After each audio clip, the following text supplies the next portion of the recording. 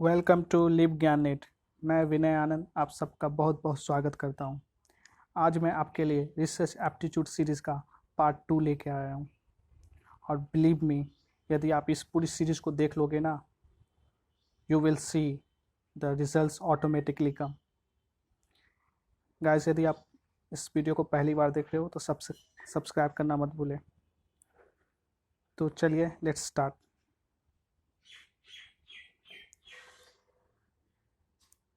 First question है, sampling error can be reducing by. Sampling error को reduce कर सकते हैं यानी कम कर सकते हैं किसके हेल्प से?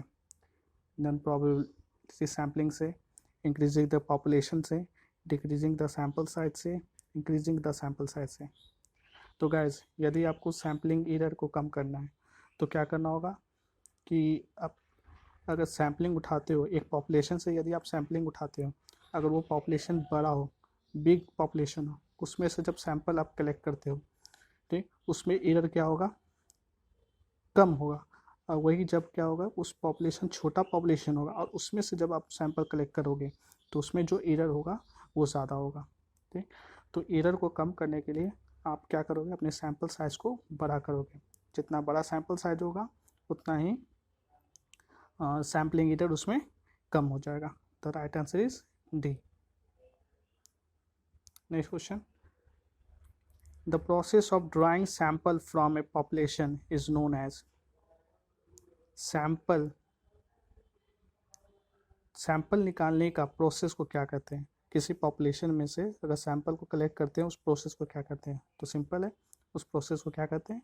सैम्पलिंग कहते हैं। The process of drawing a sample from a population is known as sampling. Next, the sampling procedure in which the population first divided into homogeneous and sample each draw from each group is called। कह रहा है कि जब किसी population में से पहले क्या करते हैं, होमोजीनियस सैंपल को जब कलेक्ट करते हैं, होमोजीनियस सैंपल के ग्रुप को कलेक्ट करते हैं, तो ऐसे सैंपल को क्या कहा जाता है? तो गाइस, मैंने पिछले वीडियो में भी बताया था आप लोग कि जब हमारा जो पॉपुलेशन होता है, वो पॉपुलेशन में क्या होता है, बहुत सारे कंपोनेंट्स होते हैं, बहुत एंटिटीज़ होती हैं। अब उस एंटिटीज़ में क्या होते हैं, बहुत ही विषमताएँ होती हैं, यानी वो क्या होता है, हमारा जो पॉपुलेशन होता है वो हेट्रोजीनस होता है। अब उस हेट्रोजीनस में से हम क्या करते हैं, जब सैंपल कलेक्ट करते हैं, तो उसको क्या करते हैं, अलग अलग ग्रुप्स में बांट देते हैं, जिसको स्ट्रेटा कहते हैं। और वो स्ट्रेटा की खासियत क्या है कि उस स्ट्रेटा में एक समान के यानी होमोजीनस टाइप के एंटिटी को रखा जाता है। तो इस तरह के जो सैम्पलिंग मेथड है, जब आप क्या करते हैं, हेट्रोजीनस पॉपुलेशन से होमोजीनस सैंपल कलेक्ट करते हैं और उसे एक स्ट्रेटा या ग्रुप बना लेते हैं, तो ऐसे सैम्पलिंग मेथड को स्ट्रैटिफाइड रैंडम सैम्पलिंग कहते हैं। तो इसका आंसर हो गया सी, स्ट्रैटिफाइड रैंडम सैम्पलिंग। नेक्स्ट देखते हैं, is a preferred sampling method for the population with finite size. क्या इसमें से कौन सा ऐसा सैम्पलिंग मेथड है जो पॉपुलेशन के फिनाइट साइज में से उसको कलेक्ट किया जाता है? यानी जब आपके पास ऐसा पॉपुलेशन हो, वो एक निश्चित पॉपुलेशन है, एक फिक्स पॉपुलेशन है, और उस फिक्स पॉपुलेशन से आपको सैंपल कलेक्ट करना है, तो ऐसा सैम्पलिंग क्या होता है? तो गाइस, एक सैम्पलिंग होता है क्या कि जब ऐसा सैम्पलिंग होता है तो उसमें क्या करते हैं कि आप पहले पहले तो एक रैंडमली किसी को सेलेक्ट कर लेते हो, और रैंडमली सेलेक्ट करने के बाद उसके बाद एक निश्चित पैटर्न पर अलग अलग सैंपल कलेक्ट करते हो। जैसे मान लो कि एक पॉपुलेशन है तुम्हारे पास 50 लोगों का, उसमें से तुमने पहले 4th नंबर वाले को कलेक्ट सैंपल लिया, फिर उसके बाद तुमने लिया 10 वाले को लिया, फिर उसके बाद तुमने 16 को बाद लिया। यानी तुम एक रैंडमली फर्स्ट तुमने सेलेक्ट कर लिया और बाद में एक निश्चित पैटर्न पर, एक फिक्स पैटर्न पर तुम सेलेक्ट करते चले, यानी एक सिस्टम बनता चला गया ना। तो 4 से 6 हो गया, फिर 10 से 16 हो गया, फिर 6 हो गया, फिर 16 से फिर 6 हो जाएगा, 22। तो ऐसे जो सैम्पलिंग है, जब आपके पास फिनाइट साइज हो, एक निश्चित साइज हो, तब जाकर जो सैम्पलिंग मेथड हम लोग यूज़ करते हैं उसको क्या कहते हैं, systematic sampling. So answer is D, systematic sampling. जैसे यहाँ देखिए सिस्टमैटिक सैम्पलिंग का एग्जांपल है, ये देखिए 1 2 3 4 इस तरह के टोटल 11 आपके पास ये पॉपुलेशन है। उसमें से क्या किया गया, पहला जो बंदा है वो सेकंड नंबर का है, फिर जो दूसरा बंदा है वो 5 नंबर का है, तीसरा बंदा 8 का है और नेक्स्ट 11 का है। ठीक, तो देखिए पहला रैंडमली सिलेक्ट लिया गया सेकंड वाले को, फिर उसके बाद देखिए हर एक थर्ड पर्सन, हर एक तीसरा बंदा उस पॉपुलेशन में से सेलेक्ट हुआ है हमारा सैम्पल ग्रुप में। तो ऐसा जो सैम्पलिंग है वो क्या कहलाता है, सिस्टमेटिक सैम्पलिंग। नेक्स्ट पढ़ते हैं, which of the following is not a graphic representation, इसमें से कौन ऐसा है जो ग्राफिक रिप्रेजेंटेशन के रूप में नहीं है। तो पहला पाई चार्ट तुमको पता है ऐसा होता है, एक सर्कल का आकार होता है और इसमें परसेंटेज या एंगल्स को डिनोट करते हैं। फिर एक होता है बार चार्ट होता है इस टाइप का, फिर एक होता है हिस्टोग्राम होता है, ठीक, और एक होता है टेबल। तो दोस्तों क्लियर यहाँ से हो गया, ये पाई चार्ट है जो एक ग्राफिकल रिप्रेजेंटेशन कर रहा है, बार चार्ट ग्राफिकल रिप्रेजेंटेशन कर रहा है, हिस्टोग्राम ग्राफिकल रिप्रेजेंटेशन कर रहा है, ये टेबल हो गया। टेबल क्या है, ये टेबुलर फॉर्म में हुआ, ये ग्राफिकल रूप में नहीं है। तो so answer is C, table. Next, dash refers to inferring about the whole population based on the observation made on a small part। Gas मैंने पिछली बार भी चर्चा किया था कि जब आपके पास ये क्या होता है, जब आपके पास एक स्पेसिफिक टर्म होता है और उस स्पेसिफिक टर्म से जब आप उस स्पेसिफिक टर्म को जब जनरलाइज कर देते हो, ठीक, जब एक पर्टिकुलर स्टेटमेंट को जब आप जनरलाइज स्टेटमेंट कर देते हो, तो वैसे जो रीजनिंग उसको क्या कहते थे, इंडक्टिव रीजनिंग कहा जाता था। ठीक, यानी एक स्पेसिफिक पार्ट क्या कर रहा है, उस पूरे जनरल पार्ट को डिनोट कर रहा है, यानी एक स्मॉल पार्ट एक बड़े से पार्ट को डिनोट कर रहा है। तो ऐसा जो इन्फ्रेंस है वो क्या कहलाएगा, इंडक्टिव इन्फ्रेंस। और यही जब इसी का रिवर्स हो जाएगा, ठीक, जब जब जनरल टू पार्टिकुलर हो जाएगा तब उसको क्या कहते हैं, डिडक्टिव कहते हैं। तो सो हियर क्या पूछा, स्मॉल पार्ट को, जो स्मॉल पार्ट है वो पूरे होल पॉपुलेशन को इन्फर कर रहा है, तो वैसे उसे क्या कहेंगे, इंडक्टिव इन्फ्रेंस। तो B is the right answer. Guys यहाँ देखिए एग्जांपल के थ्रू में inductive inference, reasoning from specific to general. जब स्पेसिफिक टू जनरल रीजनिंग होगा, स्पेसिफिक स्टेटमेंट से जनरल स्टेटमेंट होगा, तो उसको क्या कहेंगे, इंडक्टिव इन्फ्रेंस। जैसे एग्जांपल में देखिए सैंपल है, यहाँ सैंपल क्या करें, ये पूरा पॉपुलेशन है, ये पॉपुलेशन क्या है, ऑल डॉग्स आर ब्राउन, सभी इसमें डॉग्स क्या है, ब्राउन है। अब इसमें से क्या किया गया, एक छोटा पार्ट, एक स्मॉल पार्ट लिया गया और ये स्मॉल पार्ट क्या कर रहा है, इस पूरे पार्ट को डिनोट कर रहा है, यानी ये क्या हो गया, एक इंडक्टिव हो गया, inductive inference. Next, controlled group is term used in. Control group किस में यूज होता है, क्या वो सर्वे रिसर्च में होता है, क्या वो हिस्टोरिकल रिसर्च में होता है, क्या वो एक्सपेरिमेंटल रिसर्च में होता है, या क्या वो डिस्क्रिप्टिव रिसर्च में होता है। तो गाइस देखो, एक्सपेरिमेंटल रिसर्च, जिसे कॉज एंड इफेक्ट रिसर्च भी कहते हैं, इसमें क्या होता है, एक्सपेरिमेंटल रिसर्च क्या होता है, इसमें क्या होता है कि हम एक या एक से ज़्यादा, ठीक, एक या एक से वन या मोर देन वन वेरिएबल्स को हम लोग क्या करते हैं, मैनिपुलेट करते हैं। और मैनिपुलेट क्यों करते हैं, ताकि हम लोग अपने हाइपोथेसिस को टेस्ट कर सकें, यानी अपने हाइपोथेसिस को टेस्ट करने के लिए जब हम लोग वेरिएबल्स में, वन या मोर वेरिएबल्स में जब मैनिपुलेट करते हैं तो उसको कहते हैं एक्सपेरिमेंटल।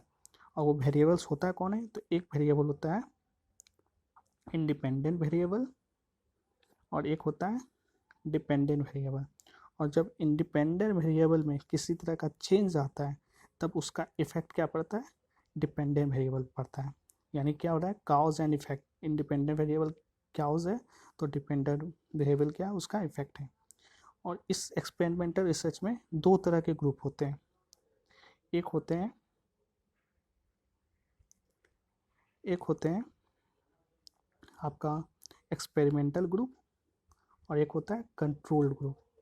ठीक, देखिए इसको एग्जांपल समझते हैं। मान लेते हैं एक टेस्ट करते हैं, क्या कि दो ग्रुप बनाते हैं। ठीक, एक ग्रुप में 5 लोग हैं, दूसरे ग्रुप में 5 लोग हैं और उन पर टेस्ट किया जा रहा है कि म्यूज़िक सुनने से, ठीक, उनके IQ लेवल पर क्या असर पड़ता है। ठीक, म्यूज़िक सुनने से उसके IQ लेवल पर क्या असर पड़ता है। तो जो एक ग्रुप था, उस ग्रुप में 5 लोगों को म्यूज़िक सुनाया गया और एक ऐसा ग्रुप था जिसमें 5 लोगों को म्यूज़िक नहीं सुनाया गया। ठीक, तो जिसको सुनाया गया तो वो क्या हो गया, एक्सपेरिमेंटल ग्रुप हो गया, और जिसको नहीं सुनाया यानी जिस पर वो एक्सपेरिमेंट नहीं किया गया तो वो वैसा ग्रुप क्या कहलाया, कंट्रोल ग्रुप कहलाया। और इसमें बात किया जाए डिपेंडेंट इंडिपेंडेंट वेरिएबल कौन हुआ, तो इंडिपेंडेंट वेरिएबल कौन हुआ, म्यूज़िक सुनने से। ठीक, डिपेंडेंट को हो गया IQ लेवल। तो इन म्यूज़िक हमारा इंडिपेंडेंट हो गया, यानी म्यूज़िक में मैनिपुलेट करने से उसके IQ पर क्या इफेक्ट पड़ा वो देखा गया। तो ऐसा रिसर्च क्या होता है, एक्सपेरिमेंटल रिसर्च। और गाइस मैं जल्द ही पूरे डिस्क्रिप्टिव, पूरे जितने भी रिसर्च में टर्म्स है, टर्मिनोलॉजी हैं, उनको मैं पूरी तरह से डिस्क्रिप्शन के साथ मैं एक वीडियो लाऊंगा, एक सीरीज़ लाऊंगा जिसमें मैं काफ़ी अच्छे से पूरी डिटेल से सारी टर्मिनोलॉजी को समझाऊंगा। So the right answer is experimental control group is term use in experimental research. देखिए यहाँ एग्जांपल है एक्सपेरिमेंटल ग्रुप और कंट्रोल ग्रुप। यहाँ पे देखिए एक पेड़, एक छोटा सा पौधा है, उसको क्या किया गया, फर्टिलाइज़र दिया जा रहा है, स्प्रे किया गया, यानी उस पर एक्ट किया गया, तो एक्सपेरिमेंट किया गया, तो एक्सपेरिमेंटल ग्रुप हो गया। और इस पर नहीं किया गया, एक्सपेरिमेंट नहीं किया गया, यानी ये क्या हो गया, कंट्रोल ग्रुप, इस पर स्प्रे नहीं किया गया। एक और एग्जांपल बोल देखते हैं, ये देखिए कंट्रोल ग्रुप और एक्सपेरिमेंटल ग्रुप। इसमें क्या हो रहा है, will student test scores be affected by distracting sound in the testing environment. यहाँ पे बच्चे लोग टेस्ट दे रहे हैं और यहाँ पे क्या कर रहे हैं, एक जगह बैंड बाजा बजाया जा रहा है और दूसरी जगह नहीं बजाया, और टेस्ट किया जा रहा है कि आखिर डिस्ट्रैक्शन से उनके स्कोर्स पर क्या इफ़ेक्ट पड़ता है। ठीक, तो इस पर एक्सपेरिमेंट किया गया और इस पर एक्सपेरिमेंट नहीं किया गया। इस पर एक्सपेरिमेंट किया गया, एक्ट किया गया, तो एक्सपेरिमेंटल ग्रुप, और इस पर एक्ट नहीं किया गया, ये हो गया कंट्रोल ग्रुप। आई होप आपको अच्छे से समझ आया होगा। नेक्स्ट पढ़ते हैं, in purposive method of sampling design items are selected according to. Purposive method of sampling में आइटम्स को किस तरह से सेलेक्ट किया जाता है, law of certainty, law of probability, personal judgement, none of the above. तो guys purposive method of sampling, purposive method of sampling इसको जजमेंटल सैम्पलिंग भी कहा जाता है, क्योंकि ये खुद के स्वयं के जजमेंट के आधार पर किया जाता है। ठीक, तो परपोसिव मेथड ऑफ सैम्पलिंग में हम लोग खुद के पर्सनल जजमेंट्स के आधार पर सैम्पलिंग तैयार करते हैं। इसका सही बहुत अच्छा एग्जांपल है न्यूज़ रिपोर्टर। जब न्यूज़ रिपोर्टर रिपोर्टिंग करता है, वो किसी से भी अचानक कभी भी सवाल वो पूछ लेता है, किसी भी ऑडियंस से, तो क्या अपने पर्सनल जजमेंट के हिसाब से किसी से भी वो पूछ लेता है। तो ऐसा जो सैम्पलिंग इकट्ठा करने का टेक्निक है वो क्या है, परपोसिव मेथड ऑफ सैम्पलिंग, जिसको पर्सनल जजमेंट भी कहते हैं।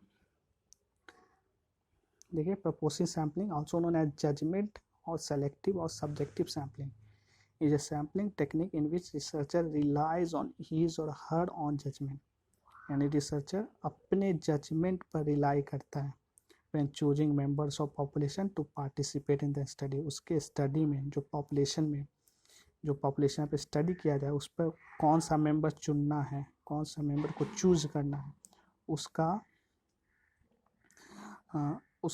उसका जो जजमेंट होगा वो कौन करेगा, वो खुद रिसर्चर करेगा, यानी अपने पर्पस के हिसाब से, अपने जजमेंट के हिसाब से करेगा। तो वैसा कहलाता, वैसा सैम्पलिंग टेक्निक परपोसिव सैम्पलिंग कहलाता है। आई होप आपको समझ में आया होगा। नेक्स्ट बढ़ते हैं, evaluation research is concerned with. Evaluation research किससे कंसर्न करता है, ये बताता है how well are we doing, what are we doing, why are we doing, या इसमें कोई नहीं। तो इवेल्युएशन, इवेल्युएशन मतलब इवेल्युएट करना, यानी सेल्फ इंट्रोस्पेक्शन करना है कि कौन सा चीज़ कैसा जा रहा है, ठीक। तो ये क्या होगा, इवेल्युएशन किससे कंसर्न करता है, तो how well are we doing, यानी वो कैसा जा रहा है। Next, a researcher want to study the relationship of family size to income. He classify his population into different income slabs and then takes a random sample from each slab in order. With technique of sampling is he working with? इसमें पूछ रहा है कि इसमें से कौन सा sampling technique अपनाया जाएगा। एक फैमिली है, उस फैमिली में क्या हुआ कि इनकम का अलग अलग स्लैब बनाया गया। एक 5 लाख, मान लीजिए एक 5 लाख बनाया, एक 2 लाख का बनाया हो, एक 1 लाख का बनाया हो। अब उसमें से सैंपल इकट्ठा करना, रैंडमली सिलेक्ट किया जा रहा है, तो उसमें कौन सा टेक्निक है। तो बिल्कुल गैस पहले जैसे मैंने पहले ही बताया कि क्या क्या है, एक अलग अलग ग्रुप, एक अलग अलग स्टेटा बना लिया, और एक उस स्टेटा में एक ही समान के होमोजीनियस एंटिटी है, और उसमें से रैंडमली जब सिलेक्ट किया जाता है उसे क्या कहते हैं, stratified random sampling. So answer is D.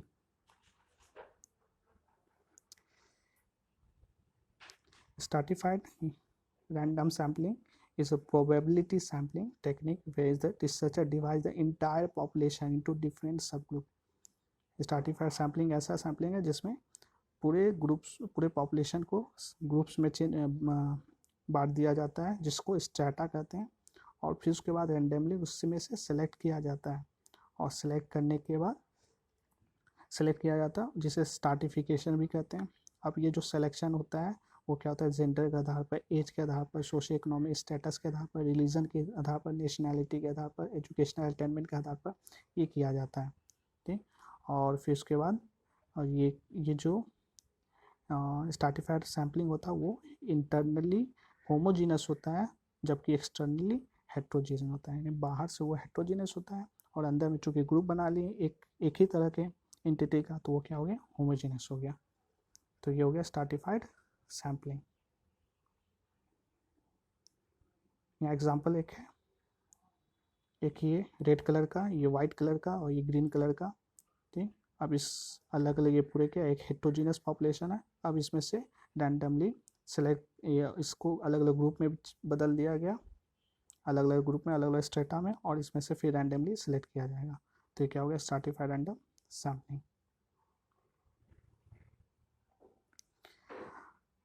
I hope guys आपको ये वीडियो बहुत अच्छा लगा होगा। अगर आपको ये वीडियो अच्छा लगा तो इसे सब्सक्राइब करें, इसे लाइक करें और शेयर करें, और मैं आपके लिए इसी तरह का वीडियो लेकर आता रहूँगा। और यदि आपने पार्ट 1 इसका नहीं देखा तो उसको भी ज़रूर देखें, आपको अपने एग्ज़ाम के लिए काफ़ी हेल्पफुल होगा। और बिलीव मी, आप अपना तैयारी अच्छे से करें, आपको ज़रूर सक्सेस मिलेगी, रिजल्ट ऑटोमेटिकली कम। बिल्कुल guys, thank you once again.